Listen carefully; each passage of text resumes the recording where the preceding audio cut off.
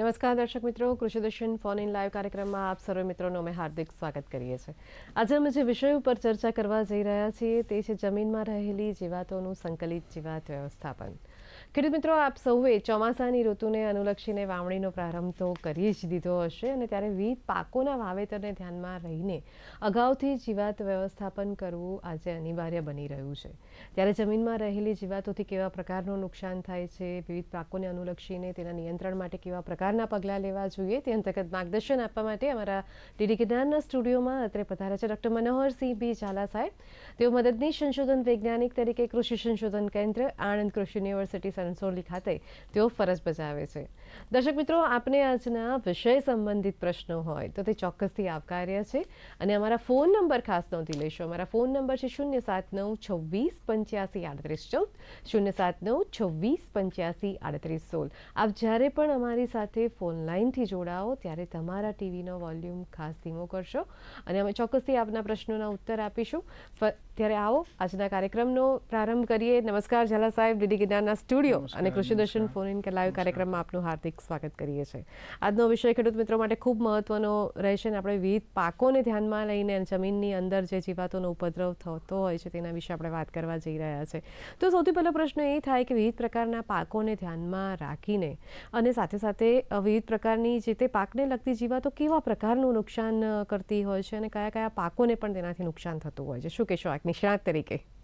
જી, આપણે જાણીએ છીએ કે કૃષિ ક્ષેત્રે સમયાંતરે નવા નવા સંશોધનો થતા ગયા છે અને તેની સાથે વિકાસ પણ થતો ગયો છે, પરંતુ આ સમય દરમિયાન કેટલીક જટિલ સમસ્યાઓનો પણ ઉદ્ભવ થયો। જે પૈકીની સમસ્યાઓ ખાસ કરીને જોઈએ તો કૃષિ પાકોની અંદર રોગ અને જીવાતનો પ્રશ્ન પણ એક જટિલ સમસ્યા છે, તો તેના કારણે ઘણું પાક ઉત્પાદન પર અસર જોવા મળતી હોય છે। હવે આમાં વાત કરીએ તો જીવાતો જે છે એ ખાસ કરીને મુખ્યત્વે બે પ્રકાર નુકસાન કરતી હોય છે। અમુક જીવાતો જે છે એ રસ ચૂસીને નુકસાન કરતી હોય છે પાકમાંથી, અને બીજી જીવાત જે છે એ ચાઈને નુકસાન કરતી હોય છે। તો ખાસ કરીને આપણે બે રીતે એને અલગ તારવી શકીએ કે કેટલીક એવી જીવાતો છે કે જે જમીનના ઉપરના ભાગમાં નુકસાન કરતી હોય, જેમ કે પાન છે, એના ફળ છે, અથવા શીંગો છે, અથવા એનું થડ છે। જ્યારે અમુક જીવાતો એવી હોય છે કે જે જમીનથી નીચેના ભાગમાં રહીને, જેમ કે છોડ છે તેના મૂળ ઉપર નુકસાન કરતી હોય છે, મૂળની આજુબાજુ છોડ જે છે એને સેટ થવામાં અડચણરૂપ થતી હોય તો એ રીતે નુકસાન કરતી હોય છે। નીચે કંદ કોઈ હોય તો કંદ ઉપર નુકસાન કરતી હોય છે। તો આ રીતે જીવાતો જે છે એ બે રીતે નુકસાન કરે છે, જમીનની ઉપર અને જમીનની નીચે રહીને। જમીનની ઉપર રહીને નુકસાન કરતી હોય તો એનું આપણે જોઈને આપણે એને નિયંત્રણ કરી શકતા હોઈએ છીએ, પણ જમીનની નીચે રહીને નુકસાન કરતી હોય તો આપણે ઘણીવાર એનું નિયંત્રણ કરવું ખેડૂતોને એના માટેની ટેકનિકો એટલી બધી એ ખેડૂતોની અંદર એટલી જાણ નથી હોતી કે ખેડૂતો એમાં કરી શકતા હોય છે। બરાબર, ખૂબ સરસ આપે માહિતી આપી। હવે સર, આપે એમ કીધું કે જમીનની ઉપર રહીને પણ જીવાતો નુકસાન કરતી હોય છે, જમીનની નીચે રહીને પણ જીવાતો નુકસાન કરતી હોય છે, પરંતુ આ જીવાતોની ઓળખ કરવી હોય તો કેવી રીતે કરી શકાય અને તેની ચોક્કસ કોઈ લાક્ષણિકતાઓ હોય છે ખરી? જી, આવી બધી ઘણા પ્રકારની જીવાતો હોય છે કે જે ઉપર જમીનની ઉપર રહે અને આમાં કેવું છે કે એની અમુક અવસ્થાઓ જમીનની ઉપર રહેતી હોય છે। બરાબર। જેમ કે સફેદ ધૈણ છે તો એનું જે પુખ્ત ઢાળિયું જે હોય એ ખેતરની ઉપર આપણને કે શેઢાપાળા ઉપર જે અલગ અલગ ઝાડ હોય, જેમ કે લીમડો હોય, બોરડી હોય, બાવળ હોય, તો એના ઉપર એના પુખ્ત જોવા મળતા હોય છે। બરાબર, માફ કરશો, આપણે અટકવું પડશે। આપણી સાથે ધીરુભાઈ કચોટ ઉનાથી જોડાયેલા છે। જી ધીરુભાઈ, આપનો પ્રશ્ન જણાવશો? હેલો। હા જી ધીરુભાઈ, આપનો પ્રશ્ન જણાવો। હાજી, બોલો બોલો। અમે આપને સાંભળી જ રહ્યા છીએ, આપનો પ્રશ્ન જણાવો। હા મેડમ, આપણે ઝાલા સાહેબને એ પૂછવા માંગુ છું, 1 મહિનો ને 10 દિવસ અત્યારે તો હીરામ સુસ્યો પ્રકારની આવી તો એના માટે શું અત્યારે કરવું જરૂરી છે? કયા પાકમાં? ઝાલા સાહેબ જે રિપોર્ટ આપે ને આપણે વાવા પેલા મુંડાની દવા નાખીએ તો મુંડા આવી શકે? ધીરુભાઈ, આપ કયા પાકને? અભિપ્રાય હારો આપજો। મગફળીના પાકની વાત કરી રહ્યા છે તેઓ? ઓકે, તો ચૂસિયા જીવાતોનો જે પ્રશ્ન છે, ખાસ કરીને અત્યારે વાદળછાયું વાતાવરણ જોવા મળી રહ્યું છે, તો આવા સંજોગોમાં જે મગફળીના પાકની અંદર મોલોનો ઉપદ્રવ વધુ જોવા મળવાની પૂરેપૂરી શક્યતા છે। તો મોલોના નિયંત્રણ માટે ખાસ કરીને આપણે જો ઓછો ઉપદ્રવ જોવા મળે તો અત્યારે કોઈપણ વનસ્પતિજન્ય, ખાસ કરીને લીમડા આધારિત તૈયાર દવાઓ જે બજારમાં મળતી હોય છે એનો ઉપયોગ કરીને પણ આપણે નિયંત્રણ કરી શકીએ છીએ। અને જો ખાસ કરીને જો એનો ઉપદ્રવ વધારે પ્રમાણમાં જોવા મળે તો બજારમાં મળતી કીટનાશક દવાઓ જેમ કે ડાયમિથોએટ જે છે 30cc 10 મિલી પ્રતિ 10 લીટર પાણીમાં ભેળવીને છંટકાવ કરો તો એનું અસરકારક નિયંત્રણ આપણે મેળવી શકીએ છીએ. જી, ખૂબ સરસ સર આપે માહિતી આપી. દર્શક મિત્રો, ઝાલા સાહેબ ખૂબ સરસ મહત્વની માહિતી આપી રહ્યા છે, પરંતુ અત્યારે સમય થયો છે નાનકડા વિરામનો. વિરામ બાદ ફરી પાછા મળીએ.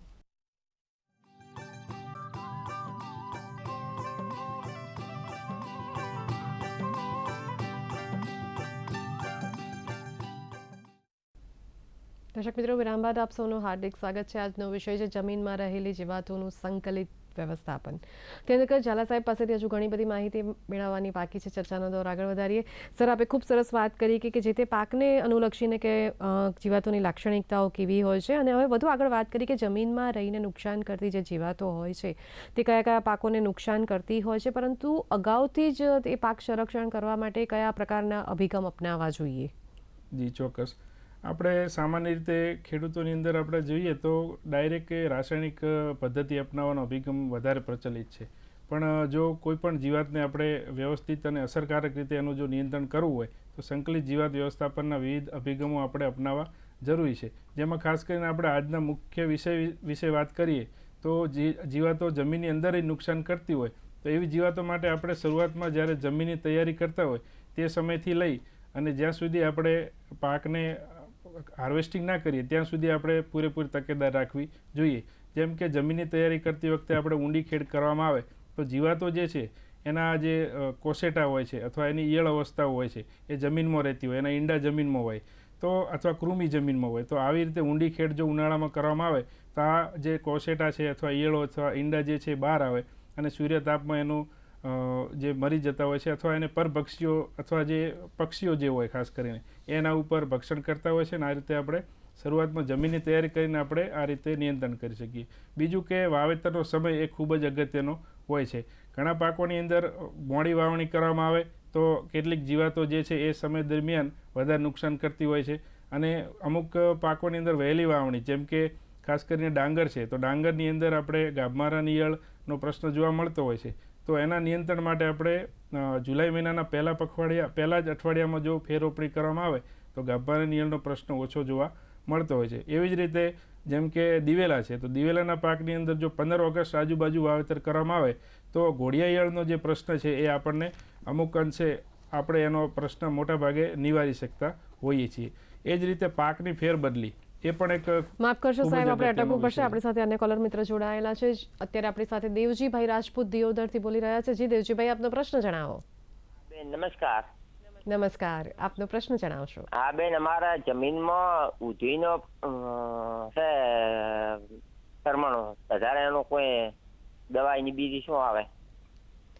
જી જી જી જી જી સર, ઉધઈને રિલેટેડ તેમનો પ્રશ્ન છે. સામાન્ય રીતે આપણે ઉધઈનો જે ઉપદ્રવ જે છે એ ખાસ કરીને આપણે મગફળીના પાકની અંદર જોવા મળતો હોય છે, ઘઉંના પાકની અંદર જોવા મળતો હોય છે, અને ફળ પાકો જે હોય એમાં પણ આ જીવાત જે છે ઉધઈ એનો ઉપદ્રવ વધારે પ્રમાણમાં જોવા મળતો હોય છે. તો ખાસ કરીને જ્યારે કદાચ તમે જો મગફળીનો પાકનું વાવેતર કરેલું હોય, જો અત્યાર સુધી ના કરેલું હોય તો ઉધઈના નિયંત્રણ માટે શરૂઆતમાં એને બીજ માવજત આપવી જરૂરી હોય છે. તો મગફળીની અંદર પ્રતિ કિલોગ્રામ બીજે 25 ml ક્લોરપાયરીફોસ જે છે એ પ્રતિ કિલોગ્રામ બીજ પ્રમાણે મોઈ અને પછી જો એનું વાવેતર કરવામાં આવે તો આપણે ઉધઈ જે છે એ ઊભા પાકની અંદર આપણે નિયંત્રણ જે ખાસ કરીને ઊભા પાકમાં આપણે એનો જે ઉપદ્રવ હોય છે એ ઘટાડી શકીએ છીએ.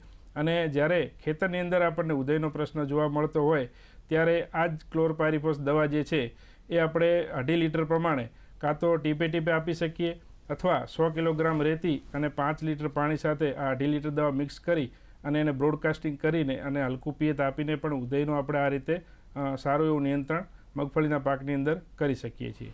જી, ખૂબ સરસ માહિતી આપી. સર, આપણે અગાઉના પ્રશ્નમાં જે જમીનમાં જે રહેતી જીવાતો છે અને તે માટે ચોક્કસ કયા પ્રકારના પાક સંરક્ષણને લગતા પગલાં લેવા જોઈએ અને કયા ચોક્કસ અભિગમ અપનાવવા જોઈએ તે અંતર્ગત પણ આપણે વાત કરતા હતા, તે વધુ વિસ્તારપૂર્વક વાત કરો.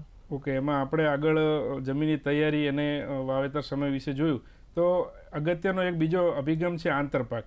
આ આંતરપાક વાવો એટલા માટે જરૂરી છે કે કારણ કે અમુક પાકો જે છે એમાં મુખ્ય જીવાતો એ પાક ઉપર નુકસાન કરતી જોવા મળતી હોય છે.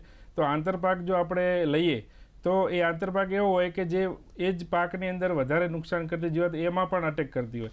તો એવા પાકો જે છે કે જેની અંદર આપણે એવી જીવાતોને માઇગ્રેટ કરી શકીએ અને અમુક જે પરભક્ષી કીટકો અથવા પરજીવી કીટકો હોય છે એવા પાકોની અંદર વધારે એનું સંવર્ધન થતું હોય છે.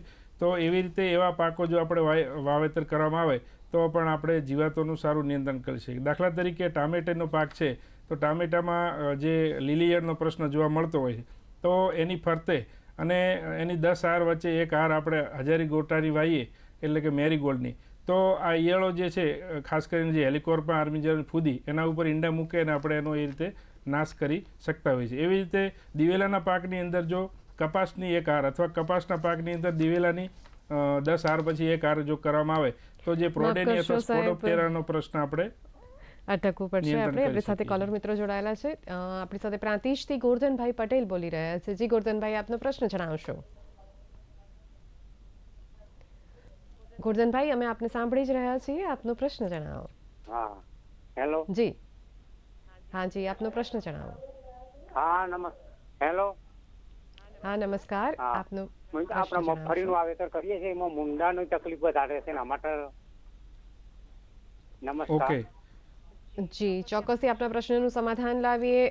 સર, એમના પ્રશ્નના સંદર્ભમાં આપ શું કહેશો? જી, હવે મૂંડાનો પ્રશ્ન જો મગફળીના પાકની અંદર જોવા મળતો હોય તો ખાસ કરીને આપણે જોઈએ તો એની જે ઈયળો જે છે એ ખાસ કરીને ચાસમાં આપણને નાની નાની ઈયળો જોવા મળતી હોય જો અત્યારે શરૂઆતની અવસ્થાનો પ્રશ્ન હોય તો. પછી શું થાય કે એ જે છે એ એના ચાસની અંદર જ એનો ઉપદ્રવ વધતો હોય છે અને આપણને ખેતરમાં ટાલા પડેલા જોવા મળે. તો આવી પરિસ્થિતિ જ્યારે ઉદ્ભવતી હોય ત્યારે ખાસ કરીને ઊભા પાકની અંદર જ આપણે જે કીટનાશક દવા છે ક્લોરપાયરીફોસ એ દવાનું આપણે ખાસ કરીને ટીપે ટીપે આપવી જોઈએ અથવા પછી અગાઉ મેં એક ખેડૂતને આપણે ભલામણ કરી છે એ પ્રમાણે જો એનું આપણે કરીએ તો આ જીવાત જે છે એનું આપણે નિયંત્રણ કરી શકીએ. બીજું કે ખાસ કરીને આ જીવાત છે એ લાઇટ ટ્રેપ એટલે કે પ્રકાશ પિંજર જે છે એના તરફ રાત્રિ દરમિયાન આકર્ષાતી હોય છે. તો પ્રતિ હેક્ટર પ્રમાણે એક પ્રકાશ પિંજર જો લગાવવામાં આવે તો મૂંડાના જે પુખ્ત કીટકો અથવા ઢાલિયા જે છે એ રાત્રિ દરમિયાન એના તરફ આકર્ષાઈ જાય અને એ જે છે એના નીચે આપણે પાણી ભરીને કોઈ તબાકડો કે એ રીતે મૂક્યું હોય તો એની અંદર શું થાય કે એ જીવાતો રાત્રિ દરમિયાન પડે તો આપણે એને સવારે ભેગી કરીને આપણે એને કંટ્રોલ કરી શકતા હોઈએ છીએ. જી, ખૂબ સરસ માહિતી આપી. હવે આપણે વિવિધ પાકોને લગતી આપણે વાત કરીએ અને જે પૈકી વાત કરીએ આપણે ડાંગરના પાકને લગતી. તો આ ડાંગરના પાકમાં જીવાત કેવી રીતે નુકસાન કરતી હોય છે તેના નિયંત્રણ માટે ખેડૂત મિત્રોએ કયા અસરકારક પગલાં ભરવા જોઈએ? ખૂબ મહત્વનો પ્રશ્ન છે. દર્શક મિત્રોને શું માર્ગદર્શન આપશો? જી, ડાંગરના પાકની અંદર શરૂઆતની અવસ્થામાં જ જે ખાસ કરીને અળસીનો પ્રશ્ન જોવા મળતો હોય છે કે જેમાં ખેડૂતો જ્યારે ડાંગરના ધરુવાડિયામાંથી જ્યારે ધરુની ફેરરોપણી મુખ્ય ખેતરની અંદર કરતા હોય તો એવા સમયે અળસી જે છે એ શું થશે કે ધરુવાડિયામાંથી જે ધરુ ત્યાં ફેરરોપણી કરેલ છે ત્યાં એની આજુબાજુ હોય એટલે એના મૂળને સેટલ થવા દેતી નથી અને એના કારણે જે છે છોડનો વિકાસ રૂંધાતો હોય અને છોડ પીળો પડવા લાગતો હોય છે અને પછી નમી પડતો હોય છે. તો આવા સંજોગોમાં જ્યારે આવો સંજોગ ઊભો થાય ખેતરની અંદર તો આપણે આવી જીવાતના નિયંત્રણ માટે ખાસ કરીને થોડું પાણી ઓછું કરી અને બજારમાં ઉપલબ્ધ કીટનાશક ખાસ કરીને દાણાદાર કીટનાશકો જેમ કે ક્લોરાન્ટ્રાનિલપ્રોલ 0.4% ગ્રેન્યુલ અથવા કાર્બોફ્યુરાન 3G જે છે એ ખાસ કરીને આવી કીટનાશક દવાઓ જે છે દાણાદાર દવાઓ એનો જો આપણે ત્યાં એપ્લિકેશન કરીએ તો આવી અળસી જે છે એનો આપણે ઘણા એવા પ્રમાણમાં આપણે એનું નિયંત્રણ કરી શકીએ છીએ. જી, ખૂબ સરસ માહિતી આપી સર આપે. દર્શક મિત્રો, ઝાલા સાહેબ ખૂબ સરસ મહત્વની માહિતી આપી રહ્યા છે પણ હજુ પણ તેમની પાસેથી ઘણી બધી માહિતી મેળવવાની બાકી છે પરંતુ સમય થયો છે. વધુ એક નાનકડા વિરામ બાદ ફરી પાછા મળીએ.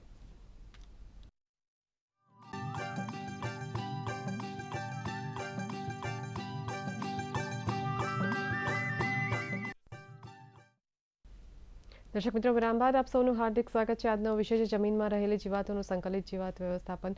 ત્યંકર ઝાલા સાહેબ ખૂબ સરસ મહત્વની માહિતી આપી રહ્યા છે. અત્યારે આપણી સાથે રાકેશભાઈ પટેલ મહેમદાવાદથી જોડાયેલા છે. જી રાકેશભાઈ, આપનો પ્રશ્ન જણાવશો. આપણે મેં કહ્યું દૂધી રોપી છે, દૂધીના મૂળમાં વ્હાઈટ ઈયળો પડી જાય છે અને આમ ઉધેવ જેવું બી લાગે છે.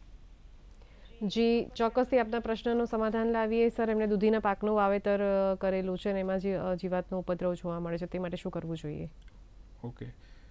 દૂધીના પાકની અંદર ખાસ કરીને જો નીચેના ભાગમાં જો ઈયળ સફેદ કલરની એ ટાઈપની જોવા મળતી હોય તો ખાસ કરીને આવા વેલાવાળા શાકભાજીની અંદર લાલ અને કાળા મરિયા જે છે એનો ઉપદ્રવ જોવા મળતો હોય છે કે જે જમીનની એકદમ નજીક અથવા એની થોડા નીચે ઈંડા મૂકતા હોય છે ને એમાંથી તરત જે ઈયળ નીકળતી હોય એ જે મૂળ હોય છે એના નજીક એટલે જમીનની નીચેના ભાગમાં તરત જ એમાં અંદર જઈ અને જે છોડ છે એનો મૂળની ખાસ કરીને જે એનું થડ જે છે એમાં ઘૂસી અને એનો ગર્ભ ખાતી હોય છે અને એના કારણે છોડ જે છે ઉપરથી એનો ગ્રોથ અટકાવવાના કારણે એ પીળો પડી અને પછી છોડ જે છે એ નમી જતો હોય છે. તો આવી જીવાત જે છે એના ખાસ જો નિયંત્રણ કરવું હોય તો જે છોડ છે વેલો એની ફરતે આપણે ખાસ કરીને જે દાણાદાર દવાઓ કીટનાશક દાણાદાર દવાઓ જે છે કાર્બોફ્યુરાન 3G એ 1 ચમચી આપણે છોડની ફરતે જો એ રીતે દરેક છોડની ફરતે આપી અને હલકું પિયત આપવામાં આવે તો આવી દવાઓ જો આપવામાં આવે તો આપણે આવી જમીનની અંદર રહેલી જીવાત જે છે એને આપણે સારી રીતે અસરકારક રીતે આપણે એનું નિયંત્રણ કરી શકીએ છીએ. જી, ખૂબ સરસ માહિતી આપી. હવે ફરી પાછા આપણે મગફળીના પાકની ઉપર આવીએ કે ખૂબ સારા એવા પ્રમાણમાં મગફળીના પાકને લગતા પ્રશ્નો આવી રહ્યા છે.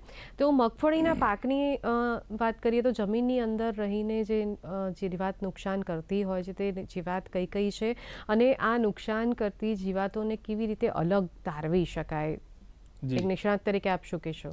જી, મગફળીના પાકની અંદર ખાસ કરીને જે જમીનજન્ય જીવાતો છે એનો ઉપદ્રવ વધુ પ્રમાણમાં જોવા મળતો હોય છે. તો એમાં વાત કરવામાં આવે તો એક સફેદ દૈણ, આપણે એને બીજી રીતે ખેડૂતો ડોળ તરીકે પણ ઓળખતા હોય છે અને મુંડા તરીકે પણ ઓળખતા હોય છે. બીજી જીવાત છે ઉધઈનો પ્રશ્ન પણ મગફળીમાં જોવા મળતો હોય છે અને હમણાં થોડા સમયથી કેટલાક વર્ષોથી આપણને વાયરવામ એટલે કે કાળા કીડા અથવા જે ફોફા કોરનારી ઈયળ અને ઇયરવિંગ, આ 4 જીવાતો જે છે એનો આપણે મુખ્યત્વે મગફળીની અંદર જમીનજન્ય જીવાતો તરીકે એનો ઉપદ્રવ જોવા મળતો હોય છે. તો ખેતરની અંદર ખેડૂત મિત્રો આપણે માફ કરશો સાહેબ, આપણે અટકવું પડશે. અત્યારે આપણી સાથે ચમનભાઈ સોલંકી દહેગામથી જોડાયેલા છે. જી ચમનભાઈ, આપનો પ્રશ્ન જણાવશો. ચમનભાઈ, અમે આપને સાંભળી જ રહ્યા છીએ, આપનો પ્રશ્ન જણાવશો. લાગે છે સંપર્ક કપાઈ ગયો લાગે છે. હા જી, હા ચમનભાઈ, જી આપનો પ્રશ્ન જણાવશો.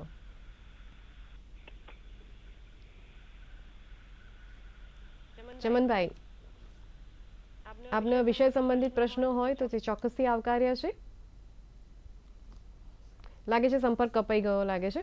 સર, આપણે મગફળીના પાકને લગતી વાત કરતા હતા. તો ખાસ કરીને આપણે ખેતરની અંદર કઈ રીતે નુકસાન કઈ જીવાતનું છે, ખાસ કરીને જમીનની જીવાત, એમાં સફેદ દળની વાત કરીએ તો મેં કીધું અગાઉ પણ કીધું કે આ જે જીવાત છે એની ઈયળ જે છે એ ચાસમાં રહીને નુકસાન કરતી હોય, એટલે એ સીધા ચાસમાં નુકસાન કરતી આગળ વધતી હોય, એટલે આપણને એનું નુકસાન જે છે એ ચાસમાં જોવા મળે અને પછી ટાલા પડેલા જોવા મળતા હોય.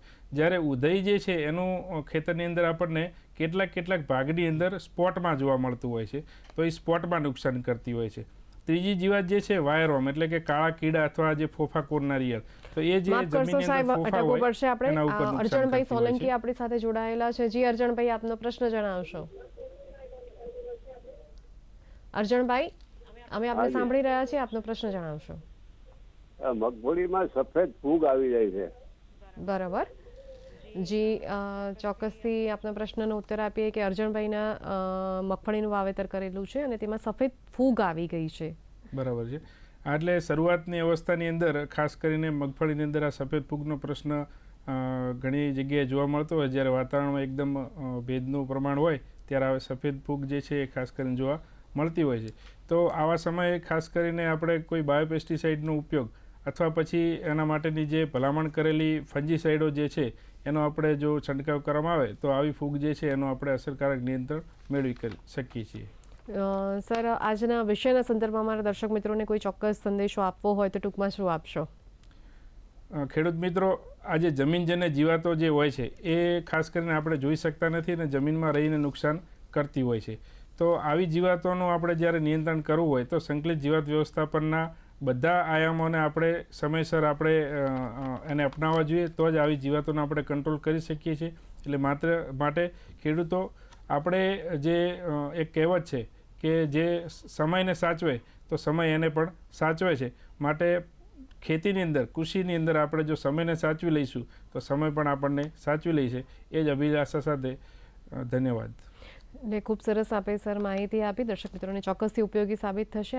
આપે ડીડી ગિરનારના સ્ટુડિયોમાં અને કૃષિદર્શન ફોન ઇન લાઈવ કાર્યક્રમમાં પધાર્યા તે બદલ આપનો ખૂબ ખૂબ ધન્યવાદ. ખૂબ ખૂબ આભાર. દર્શક મિત્રો, સાહેબે જે માહિતી આપી તે માહિતીનો ચોક્કસથી ઉપયોગ કરશો, પરંતુ આપની સમક્ષ રજા લઈએ તે પહેલાં આગામી બુધવારનો વિષય જણાવી દઈએ. આગામી બુધવાર તારીખ 26/6/2024ના રોજ આપ 5:30 જે વિષય નિહાળી શકશો તે વિષય છે ચોમાસું વરિયાળીમાં સંકલિત રોગ જીવાત નિયંત્રણ.